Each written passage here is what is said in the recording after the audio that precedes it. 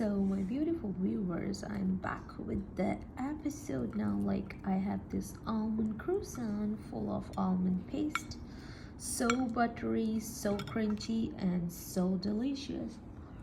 And next I have this Napoleon layered cake. Just look at those layers, look at that crunchiness. Can you hear the sound of the crunchiness? Yummy. And a cup of black tea, black English tea with some milk. Yeah, I'm gonna enjoy it. It is so buttery, so delicious, and the smell is amazing.